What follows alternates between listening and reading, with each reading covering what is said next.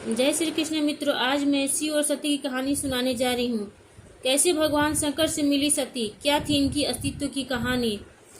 अगर वीडियो पर नए हैं तो वीडियो को लाइक करें, शेयर करें, सब्सक्राइब करें, कमेंट बॉक्स में जय जय भोलेनाथ लिखें। इस बात से तो सब वाकिफ होंगे कि भगवान शिव का पहला विवाह दक्ष प्रजापति की पुत्री देवी सती से हुआ था। लेकिन क्या किसी को यह बात पता है कि सती का जन्म कैसे हुआ और कैसे उनके मन में भगवान शिव के प्रति इतना प्रेम उत्पन्न हुआ। तो चलिए आज हम आपको सती के अस्तित्व से जुड़ी कहानी के बारे में बताते हैं।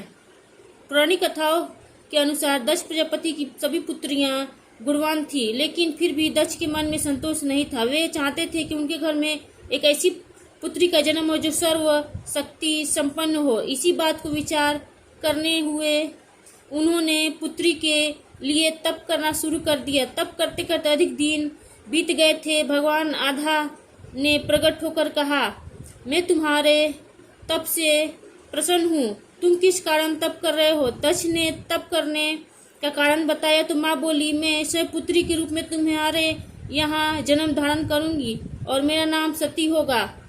कुछ समय बाद भगवती आधा ने सती के रूप में दक्ष के यहाँ जन्म लिया। सती दक्ष की सभी पुत्रियों में सबसे अलौकिक थी। सती ने बालावस्था में ही कई ऐसे अलौकिक आश्चर्यचकित करने वाले कार्य कर दिए थे जिन्हें देखकर स्वयं दक्ष को भी विस्मयता होती रहती थी। लेकिन जब सती विवाहयोग हो गई तो दक्ष को उनको लिए वर की चिंता होने लगी। उन्होंने ब्रह्मा जी से इस विषय में परामर्श किया। ब्रह्मा जी ने कहा, सती तो आधा की अवतार है, आधा आदि शक्ति और शिव की आदि पुरुष है, अतः सती के विवाह के लिए शिव ही योग्य और उचित वर है। लेकिन दक्ष को शिव कुछ पसंद नहीं थे। उनका कहना था कि वे हमेशा गले में सांप और शेर की खाल पहने घूमते रहते हैं। लेकिन सती की जिद के कारण उनको मानना पड़ा। अंत में सती का विवाह भोलेनाथ से संपन्न हुआ। एक बार देवलोक में ब्रह्मा ने धर्म के निरूपण के लिए एक सभा का आयोजन किया और वहां सभी बड़े बड़े जन शामिल हुए। जब सभा में दक्ष का आगमन हुआ तो सभी देवता उठकर खड़े हो गए, पर भगवान शिव खड़े नहीं हुए। उन्होंने दक्ष को प्रणाम भी नहीं किया। दक्ष ने इस बात का बहुत बुरा लगा। केवल यही नहीं, उनके हृदय में भगवान शिव के प्रति ईर्ष्या की आग जल उठी। वे उनसे बदला लेने के लिए समय और अवसर की प्रतीक्षा करने लगे। राजा दक्ष ने एक बार एक आयोजन किया और सभी को बुलावा भेजा, लेकिन भगवान शिव को नहीं बुलाया। लेकिन माता सती की यज्ञ में आने जाना और अपनी बहनों से मिलने का बहुत मन हुआ। देवी ने भगवान से वहां जाने की आज्ञा मांगी, किंतु भगवान ने वहां जाने से मना किया कि अभी वहां जाना ठीक नहीं। लेकिन माता नहीं मानी और हट करती रही। अतः भगवान ने उन्हें जाने के लिए भेज दिया और साथ में अपना एक गण भी भेजा जिसका नाम वीरभद्र था। जब सती अपने पीहर पहुंची तो राजा दक्ष ने उनसे उनके पति शिव के बारे में बहुत कटु और अपमानजनक शब्द कहे। लेकिन देवी सती काफी समय तक मौन रही। कुछ समय बाद सती ने यज्ञ मंडप में सभी देवताओं के तो भाग देखे, किंतु भगवान शिव का भाग नहीं देखा। वे भगवान शिव का भाग न देखकर अपने पिता से इसके बारे में पूछा तो दक्ष ने कहा कि मैं तुम्हारे पति शिव को देवता नहीं समझता।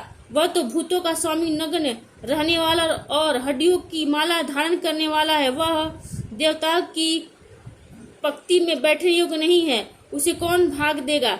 इन बातों को सुनकर सती आंखें क्रोध में लाल हो गई और वो कहने लगी कि जो क्षण मात्र से समूह सृष्टि को नष्ट करने की शक्ति रखते हैं वे मेरे स्वामी हैं। नारी के लिए उसका पति ही स्वर्ग होता है।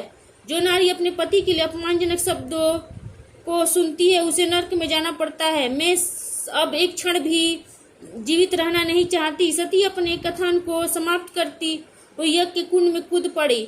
जलती हुई आहुतियों के साथ उनका शरीर भी जलने लगा। यह सब देखकर वीरभद्र ने क्रोध में आकर दक्ष का मस्तक काट कर फेंक दिया। जब ये बात भगवान शिव के कानों में भी पड़ी तो वे प्रचंड आंधी की भांति कनखल जा पहुंचे। सती के जले हुए शरीर को देखकर भगवान शिव ने अपने आप को भूल गए। सती के प्रेम और उनकी भक्ति ने शंकर के मन को व्याकुल कर दिया। वे सती के प्रेम में खो गए, बेसुध हो गए। भगवान शिव ने सती के जले हुए शरीर को कंधे पर रख लिया। वे सभी दिशाओं में भ्रमण करने लगे। शिव और सती के इस अलौकिक प्रेम को देखकर पृथ्वी रुक गई, हवा रुक गई, जल का प्रवाह रुक गया और देवताओं की सांसें भी रुक गईं। ये सब देखकर भगवान विष्णु आगे बढ़े और अपने चक्र से सती के एक एक अंग को काट काट कर गिराने लगे। यह सब होने के बाद भगवान शिव को कुछ होश आया और पुनः सृष्टि के सारे कार्य चलने लगे।